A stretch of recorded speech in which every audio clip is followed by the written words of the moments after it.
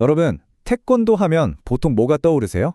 아마 힘찬 발차기, 격파, 뭐 이런 것들이겠죠?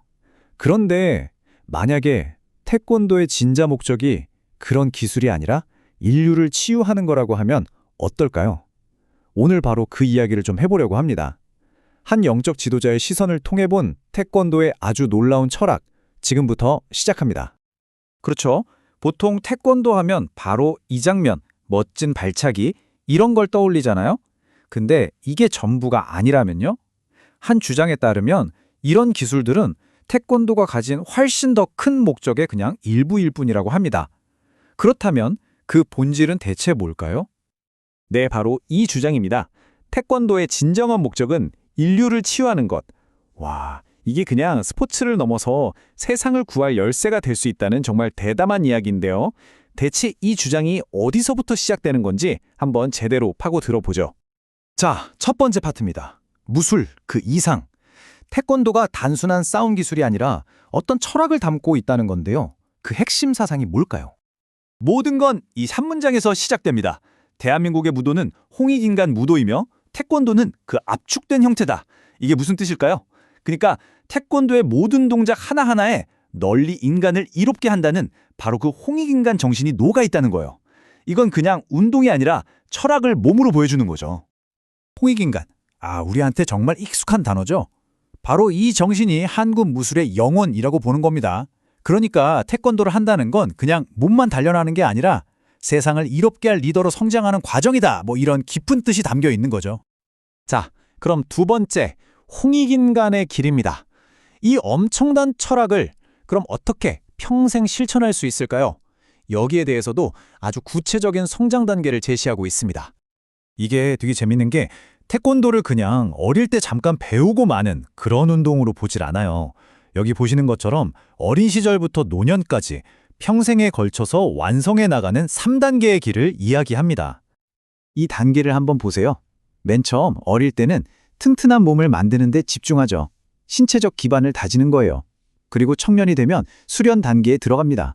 기술도 갈고 닦고 정신적으로도 강하게 단련하는 시기인 거죠. 근데 여기서 끝이 아니에요. 진짜 중요한 건 성인이 된 다음부터인데 평생에 걸친 수도의 길로 나아가는 겁니다. 이건 기술을 넘어서서 사회를 이끄는 영적 지도자로 거듭나는 과정이라는 거죠. 어때요? 그냥 무술 수련이라기보다 한 인간이 완성되어가는 과정처럼 보이지 않으세요? 자, 세 번째 주제입니다. 사회의 병, 그리고 태권도의 처방. 이 철학은 여기서 한 발 더 나아가요. 지금 우리 사회가 앓고 있는 병을 진단하고 태권도가 그 해답이 될 수 있다고 말합니다. 과연 어떤 진단일까요? 그 진단이 뭐냐면 의외로 간단해요.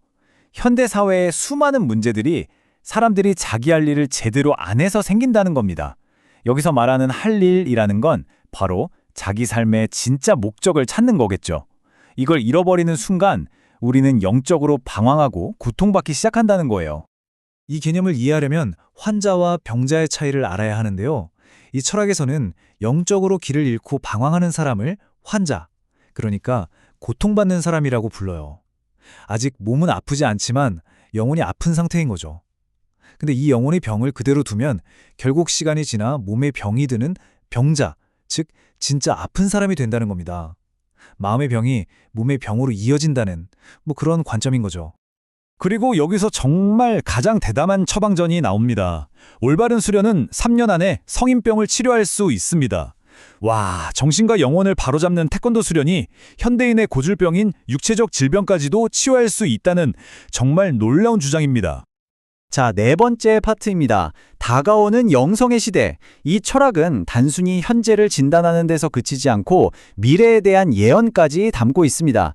인류에게 엄청난 변화가 다가오고 있다고 하는데요. 이 타임라인에 보시면 인류의 역사를 크게 세 단계로 나눠요. 과거는 힘과 권력의 시대였죠.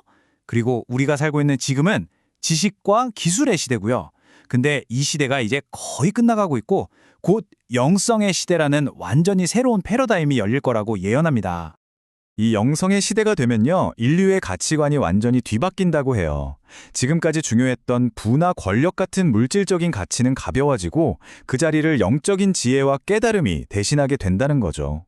세계의 리더들도 더 이상 돈을 쫓는 게 아니라 진짜 가르침을 찾아다니게 될 거라는 예측입니다.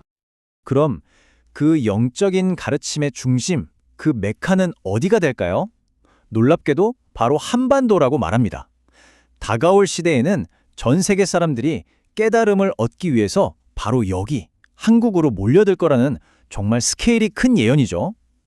그럼 그 영상의 시대에 인간은 대체 뭘 하게 되는 걸까요? 바로 하늘의 기운, 천기와 땅의 기운, 지기를 자유자재로 쓰는 존재가 된다는 겁니다. 좀 어렵게 들릴 수 있는데 쉽게 말해 인간이 우주의 에너지와 하나가 되는 그런 동양적인 세계관을 보여주는 거죠. 자, 이제 마지막 5번째입니다. 새로운 도장을 향한 부름. 이 거대한 철학과 예언을 바탕으로 오늘날 태권도를 하는 사람들에게 구체적으로 뭘 해야 한다고 요구하는지 그 행동 강령을 한번 살펴보겠습니다. 결론은 아주 명확해요. 무도인들은 다가오는 영성의 시대를 준비하고 사람들을 이끌어야 할 영적 지도자가 되어야 한다는 겁니다. 그러니까 단순히 운동 기술을 가르치는 코치가 아니라 사람들의 영혼을 안내하는 가이드가 되라는 아주 무거운 책임감을 부여하는 거죠. 그래서 미래의 도장은 이런 모습이 되어야 한다고 주장합니다. 우선 더 이상 아이들만 가르치는 곳이어서는 안 된다. 성인들을 위한 수련장을 만들어야 한다. 그리고 가르치는 내용도 그냥 기술이 아니라 영성과 인성 교육으로 깊어져야 한다. 그래서 몸이 아프기 전 영원히 아픈 환자들을 먼저 치유하고 궁극적으로는 이 사회를 이끌 홍익인간 지도자를 키워내는 곳이 되어야 한다는 그런 비전입니다. 그리고 이 모든 변화가 시작되어야 할 시점까지 딱 찍어서 이야기합니다. 바로 2025년. 이제 정말 시간이 얼마 남지 않았다는 거죠. 이 모든 준비를 지금 당장 시작해야 한다는 아주 강력한 메시지를 던지고 있는 겁니다. 자, 정리해볼까요? 그냥 발차기, 주먹질이라고 생각했던 태권도에서 시작해서 인류를 치유하고 새로운 시대를 여는 열쇠라는 이야기까지 정말 태권도에 대한 완전히 다른 관점을 만나봤습니다. 여러분은 어떻게 생각하시나요? 어쩌면 미래의 영적 지도자들이 우리가 늘 지나치던 바로 그 동네의 태권도장에서 탄생할지도 모른다는 이 질문을 마지막으로 던지면서 오늘 이야기 마치겠습니다.